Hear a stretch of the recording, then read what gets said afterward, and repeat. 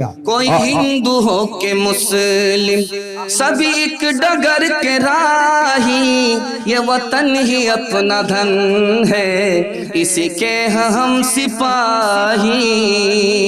خوبصورت ہے یہ چینل جی کے مشارہ میڈیا، خوبصورت ہے یہ چینل جی کے مشارہ میڈیا، نعت و نظم کا ہے یہ مرکز، نعت و نظم کا ہے یہ مرکز جی کے مشارہ میڈیا۔ یہ ہندوستان ہے، اس ہندوستان میں آپ کو کیسے رہنا ہے یہ نمونہ آپ کو دینے کے لیے جا رہا ہوں۔ بھائی چارگی کے حوالے سے، پیام انسانیت کے حوالے سے دے رہا ہوں۔ مجھے امید ہے کہ آپ نے جس طرح دل خوش کر دیا، محبت سے سنا، اسی طرح انشاءاللہ محبت سے سنیں گے، اس کو بھی قبول کریں گے۔ ہاتھ اٹھائیے انشاءاللہ۔ ذرا دھیان سے سنیے گا جو میں آپ کو سنانے کے لیے جا رہا ہوں۔ اسلام اللہ نے ہمیں عطا کیا، اسلام ہمارے دوسرے کی جان کی حفاظت دیتا۔ کیسے؟ اگر کوئی مسلمان ایک انسان کو قتل کرے تو اسلام کہتا ہے اس نے سارے انسانوں کو قتل کر دیا۔ یہی واحد مذہب ہے جو جان کی حفاظت کی ذمہ داری لیتا ہے۔ اسلام آپ نے قبول کیا، وہ آپ کے مال کی حفاظت کی ذمہ داری لیتا ہے۔ اسلام کہتا ہے کہ اگر چوری کرے کوئی اس کے ہاتھ کاٹ ڈالو تاکہ دوسرے کا مال محفوظ ہو، دوسرے کا مال برباد نہ ہو۔ اسلام ہی واحد مذہب ہے جو مال کی حفاظت کی گارنٹی لیتا ہے۔ اسلام کون سا مذہب ہے؟ اسلام میں آنے کے بعد عقل کی حفاظت ہو جاتی ہے۔ اسلام کہتا ہے کہ ہر نشے کی چیز حرام ہے، اس کا ایک قطرہ جیسے خون حرام ہے ویسے شراب کا ایک قطرہ حرام ہے۔ خون سے زیادہ ناپاک شراب ہے۔ خون پینے کے بعد بھی عقل سلامت رہتی ہے، لیکن شراب پینے کے بعد عقل چلی جاتی ہے۔ اسلام ہی واحد مذہب ہے جو عقل کی حفاظت کی ذمہ داری لیتا ہے۔ چوتھی بات بتانے کے لیے جا رہا ہوں، عزت آبرو کی حفاظت کہاں ملے گی؟ اسلام میں ملے گی۔ اسلام نے کہا اگر کنوارا آدمی زنا کرے اس کو 100 کوڑے مارو، مر جائے اس کی پرواہ مت کرو، چونکہ اس نے عزت پر ہاتھ ڈالی ہے، اس کو 100 کوڑے مارو۔ اگر شادی شدہ ہو کر کے زنا کرے اس کو پتھر سے مار مار کر کے ہلاک کر دو، چونکہ مال جاتا ہے واپس آ جاتا ہے، دولت جاتی ہے واپس آ جاتی ہے، لیکن جب کسی کی عزت جاتی ہے تو وہ واپس نہیں آتی۔ اسلام کیسا مذہب ہے؟ اسلام نے کہا زبردستی تم کسی کو مسلمان نہیں بنا سکتے، زبردستی بنانے کا، اسلام مسلمان بنانے کا تم کو حق نہیں ہے۔ اللہ کے رسول نے دعا کی، اللہ نے دعا قبول نہیں کیا، ابو طالب کفر پر انتقال کر گئے۔ اللہ نے کہا کہ یہ اسلام محبت سے ملا کرتا ہے، زور زبردستی میں نہیں ملا کرتا۔ دھیان رکھیے گا جو میں آپ کو سنانے کے لیے جا رہا ہوں۔ جنازہ اٹھ رہا ہے، کسی مسلمان کا نہیں ہے، یہودی کا جنازہ ہے۔ اللہ کے رسول کھڑے ہو گئے۔ پوچھنے والے نے کہا کہ یا رسول اللہ آپ کیوں کھڑے ہوئے؟ کہا کہ میں جنازے کے احترام میں کھڑا ہوا ہوں۔ کہا وہ مسلمان کا جنازہ نہیں ہے۔ کہا مسلمان کا جنازہ ضرور نہیں ہے لیکن انسان کا جنازہ ہے، میں اس کے احترام میں کھڑا ہو گیا۔ دوسری بات یاد رکھیے، صحابہ سے کہا کہ تم ہتھیار ڈالو، جنگ مت کرو، مدینہ واپس ہو جاؤ۔ صحابہ تیار نہیں ہوئے، لیکن نبی نے فیصلہ کیا جنگ سے صلح بہتر ہے، ہتھیار ڈال دیا، مدینہ واپس آ گئے۔ دھیان سے سنیے گا، اللہ کے رسول صلی اللہ علیہ وسلم رحمت بن کر کے آئے تھے، معاف کیا، بدلہ نہیں لیا۔ اسلام 50 سال کے اندر 235% پورے ملک میں پھیل گیا۔ معاف کرنے کی وجہ سے اگر بدلہ اسلام لیتا تو چن چن کر کے لوگ ہلاک ہوتے۔ اسلام پھیلتا نہیں، اس کی اشاعت رک جاتی۔ عیسائیت پھیلی 47%، اسلام پھیلا 235%۔ سبحان اللہ، نعرہ تکبیر۔ فرانس میں انقلاب آیا، ملک آزاد ہوا، کتنے لوگ مارے گئے، لاش پر تماشا کھیلا گیا، 16 لاکھ لوگوں کو مارا گیا، تب فرانس آزاد ہوا۔ آپ کو سن کر کے حیرت ہوگی، دوسری جنگ عظیم ہوئی، جیتنے کے لیے جیتنے والے نے لاشوں کی ہولی کھیلی، 1,06,00,000 لوگوں کو قتل کیا۔ دوسری جنگ عظیم ہوئی۔ تیسری کہانی بتانے کے لیے جا رہا ہوں، 1857 میں انگریز کے خلاف بغاوت ہوئی ہے۔ انگریز نے مسلمانوں کو مارا، ہندوستانیوں کو مارا، کتنی بڑی تعداد میں، 1 کروڑ کی تعداد میں قتل ہوئے۔ دھیان سے سنیے گا، 1955 میں کوریا کی جنگ ہوئی ہے، کتنے لوگ مارے گئے؟ 15 لاکھ لوگ مارے گئے۔ گلف وار کہتے ہیں، اس جنگ میں کتنے لوگ مارے گئے؟ 1 لاکھ۔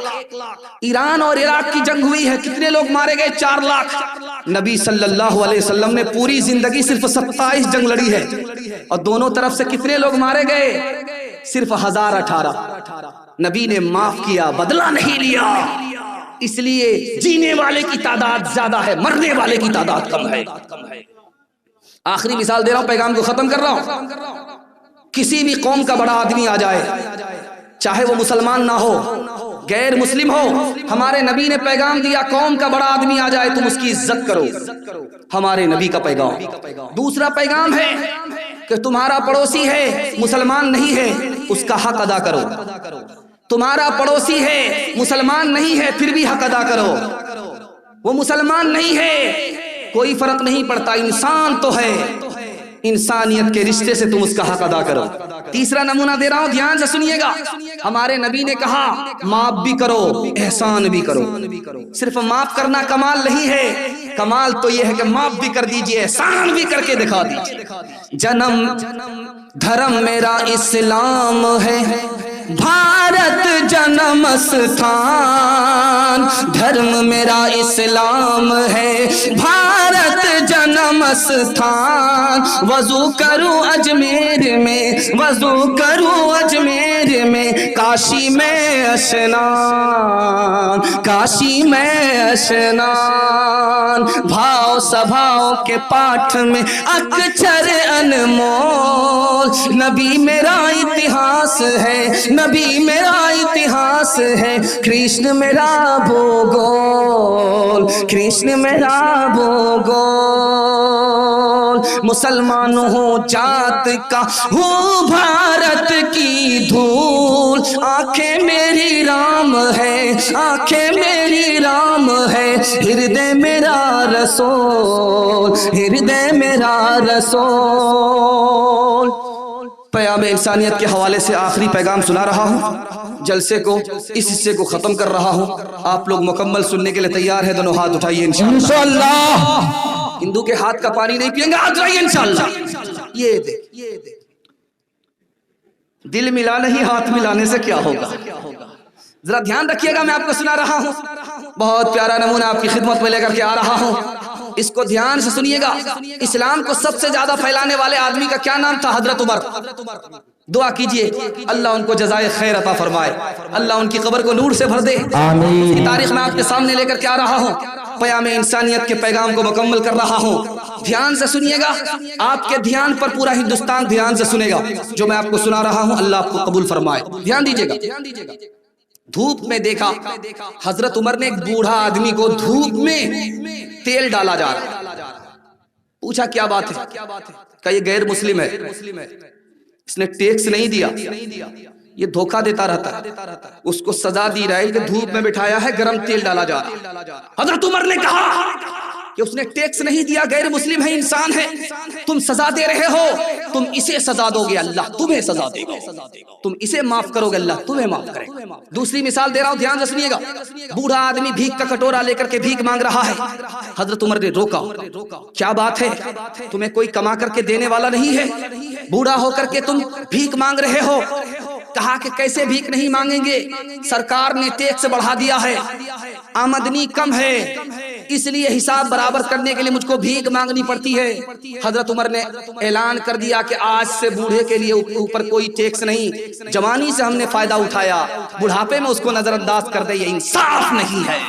تیسری مثال دے رہا ہوں، دھیان سے سنیے گا، حضرت عمر گزرے، بچہ ماں کی گود میں رو رہا ہے، حضرت عمر گزرے، بچہ ماں کی گود میں رو رہا ہے، حضرت عمر نے کہا تو کیسی بے رحم ماں ہے، ماں کی گود میں بچے کو سکون ملتا ہے، تمہارا بچہ ماں کی گود میں رو رہا ہے۔ کہا کہ عمر تمہیں پتا نہیں، او اجنبی تمہیں پتا نہیں، میں اس بچے کا دودھ چھڑا رہی ہوں، جب تک یہ دودھ چھوڑے گا نہیں عمر کے بیت المال سے وظیفہ ملے گا نہیں۔ حضرت عمر کی آنکھ سے آنسو جاری ہوئے، اعلان کر دیا کہ بچہ دودھ چھوڑے یا نہ چھوڑے اس کا وظیفہ جاری کر دو۔ اے عمر تم نے انسانوں پر کتنا ظلم کر دیا۔ دھیان سے سنیے گا، حضرت عمر کا دسترخوان ہے، ایک آدمی بائیں ہاتھ سے کھانا کھا رہا ہے، حضرت عمر نے ٹوکا کہ تمہارا داہنا ہاتھ ہے کہ نہیں ہے؟ کہا کہ جنگ میں لڑنے کے لیے گیا تھا، کٹ گیا۔ حضرت عمر کی آنکھ سے آنسو جاری ہوئے، خادم مقرر کر دیا کہ تمہیں بائیں ہاتھ سے کھانے کی ضرورت نہیں ہے، تمہارا خادم تمہارا نوکر تم کو دائیں ہاتھ سے کھلائے گا۔ دھیان دیجیے گا، نابینا آدمی ہے، مسجد میں نہیں آ رہا۔ حضرت عمر نے پوچھا بات کیا ہے؟ تم نابینا ہو کر کے، نابینا ہو، مسلمان ہو، کان میں تمہارے اذان کی صدا جاتی ہے، تم مسجد میں کیوں نہیں آتے؟ تو کہا کہ میں نابینا ہوں، مجھے ساتھ میں لانے والا، مجھے ساتھ میں لے جانے والا نہیں ہے۔ حضرت عمر کی آنکھ سے آنسو جاری ہو گئے، ایک خادم مقرر کر دیا، یہ مسلمان ہے، کان میں اذان کی صدا لگتی ہے، یہ مناسب نہیں ہے کہ یہ گھر بیٹھے نماز پڑھ لے۔ خادم مقرر کر دیا تاکہ مسجد میں آئے، نماز ادا بھی ہو، قبول بھی ہو، انشاءاللہ جمعہ نماز ہوگی، ہاتھ اٹھا دیجیے انشاءاللہ۔ وہ نابینا بیچارہ روز پڑھنے کے لیے آئے اور یہ جمعہ نمازی ہیں۔ ذرا دھیان رکھیے گا، آخری مثال پر پیغام ختم کر رہا ہوں۔ مہاتما گاندھی جی جب پہلی سرکار بنی، انگریز بھاگا، اس ملک میں جب پہلی سرکار بنتی ہے تو مہاتما گاندھی نے خطاب کیا، پارلیمنٹ کے لوگوں سے کہا کہ لوگوں، اگر تم اس ہندوستان میں انگریز کے بعد کامیاب حکومت کرنا چاہتے ہو تو اس طرح حکومت کرو جیسے عمر نے حکومت کر کے دکھایا، جیسے ابو بکر نے حکومت۔ سبحان اللہ، نعرہ تکبیر، مفتی سعد اللطیف صاحب۔ دیکھو گاندھی جی بھی عمر کا تعریف کیا۔ کوئی ہندو ہو کہ مسلم، سبھی ایک ڈگر کے راہی، یہ وطن ہی اپنا دھن ہے، اسی کے ہم سپاہی، رہے ساتھ ساتھ جب تک تو ابل رہا تھا سونا، رہے ساتھ جب تک تو ابل رہا تھا سونا، رہے ساتھ جب تک تو ابل رہا تھا سونا، تو ابل رہا تھا سونا، جہاں ہم جدا ہوئے ہیں، جہاں ہم الگ ہوئے ہیں، وہی آ گئی تباہی، جہاں ہم الگ ہوئے ہیں وہی آ گئی تباہی، کھنوا سے لال بھیلن جلیا والا بگیا، مشکل سے آئل اپنے ہاتھی ازدیا، کھنوا کے دھار سے رنگل ہندوستان ہو، آزادی نہیں جائے دے، ہندو مسلمان اور سکھ عیسائی، کندھے سے کندھا آپن لہنے ملائی، انقلاب کے نعرہ لاگل، انقلاب کے نعرہ لاگل، گونجل آسمان ہو، آزادی نہیں جائے دیوی۔ کیا بات ہے بھائی، سبحان اللہ۔ مولانا دوبارہ ارشاد ہوگا، تھوڑا بھوجپوری بھوجپوری پر زیادہ دھیان دیں، ہمارا ڈبل پنکچر ہو جائے۔ جی ذرا دھیان رکھیے گا، ہند کی آتما ہوگی اس دن یار، جس دن سب بھاشاؤں کا ہوگا ساج سنگھار، ہوگا ساج سنگھار، ہندی اردو ہے الگ میں کیسے لوں مان، ایک بھارت کی آتما، ایک بھارت کی آتما، ایک ہے دیش کی شان، ایک ہے دیش کی شان، ہندی اردو ہے الگ میں کیسے لوں مان ایک بھارت کی آتما ایک ہے دیش کی شان ایک ہے دیش کی شان چلتی چکی دیکھ کر دیا کبیرہ روئے چلتی چکی دیکھ کر دیا کبیرہ روئے دو پاٹن کے بیچ میں دو پاٹن کے بیچ میں ثابت بچانا کوئی ثابت بچانا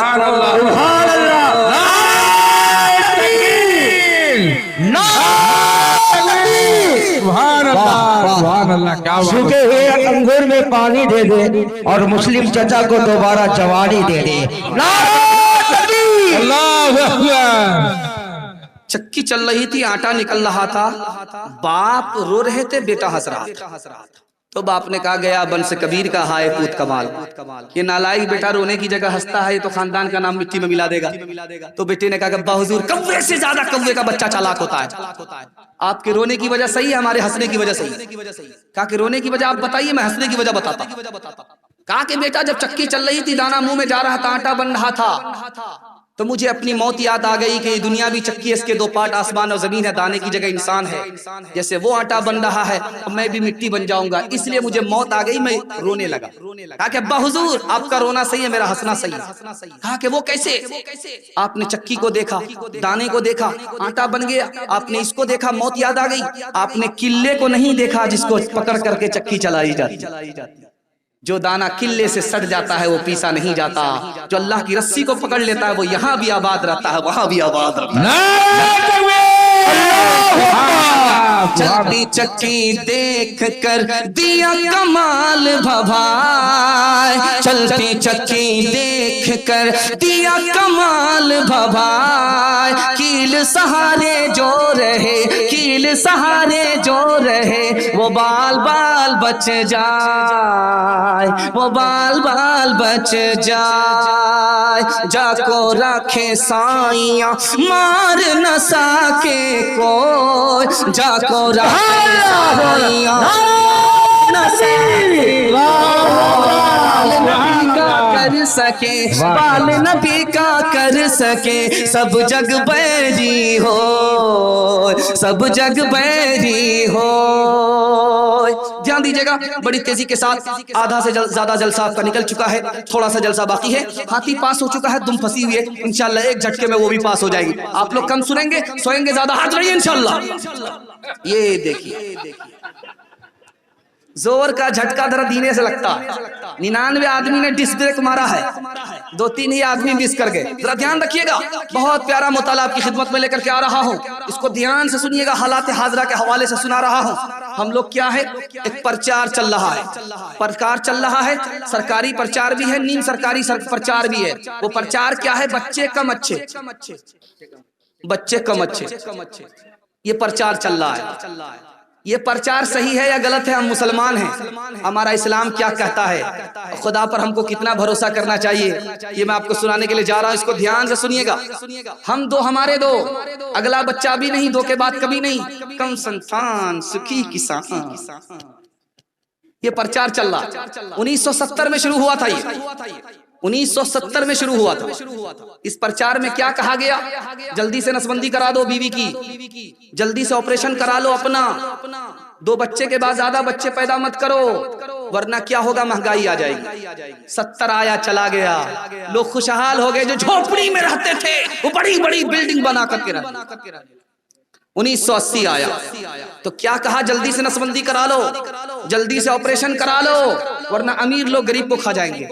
جو امیر تھے وہ بیچارے غریب ہو گئے جو غریب تھے وہ امیر ہو گئے. غریب رہ گئے شیخی میں امیر رہ گئے شیخی میں اور غریب رہ گئے محنت میں. وہ محنت کی وجہ سے کچھوے کی چال سے آگے بڑھ گئے یہ خرگوش کے چکر میں سوتے ہی رہے. ذرا دھیان رکھیے گا 1990 آیا اعلان ہوا کہ جلدی سے نسبندی کراؤ جلدی سے آپریشن کراؤ ورنہ ایک انسان دوسرے انسان کو کاٹ کر کے کھا جائے گا.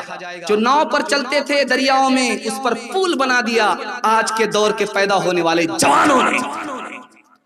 اگر دھرتی پر بوجھ ہے تو بوڑھا ہے جس کو موبائل چلانے کے لیے نہیں آتا مرنا چاہیے تو ان کو مرنا چاہیے، زہر کھا کر کے مر جانا چاہیے۔ ان کو تو جینے کا موقع مل گیا 60-70 سال، اب گیرج میں جانا چاہیے، قبرستان پکڑنا چاہیے، لیکن وہ بھی جینا چاہتا ہے۔ تو جو بچہ ابھی آیا نہیں ہے، دنیا کو دیکھا نہیں ہے، اس بوڑھے سے 100 گنا اللہ تعالیٰ نے اس کے دماغ کو بڑھا کر کے رکھا ہے، اس کو مارنے کی فکر گویا اپنی ترقی کو ختم کرنے کے مترادف ہے۔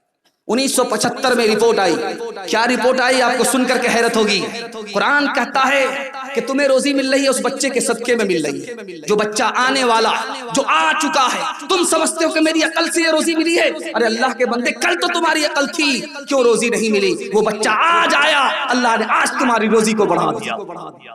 آپ نے دیکھا ہے کہ کہیں ایک مرغی 60 انڈا دیتی ہے، آج کے دور کی مرغی دیتی ہے، یہ فارمی مرغی 60 انڈے دیتی ہے۔ کہیں آپ نے دیکھا تھا کہ 60 کلو دودھ، 1 کلو دودھ، 120 کلو دودھ ایک گائے دیتی ہے؟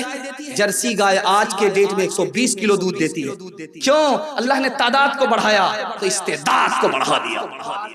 دیکھیے کیا لکھا ہے، روس کے سائنسدانوں نے کیا لکھا ہے۔ 1975 کی رپورٹ سنانے کے لیے جا رہا ہوں کہ زمین میں اللہ تعالیٰ نے اتنی طاقت دی ہے، زمین کے اندر اللہ تعالیٰ نے اتنی صلاحیت رکھی ہے، زمین کے اندر اللہ تعالیٰ نے اتنی استعداد پیدا کی ہے کہ اگر ہم دماغ لگائیں گے تو 8 کھرب لوگوں کی غذا نکالی جا سکتی ہے۔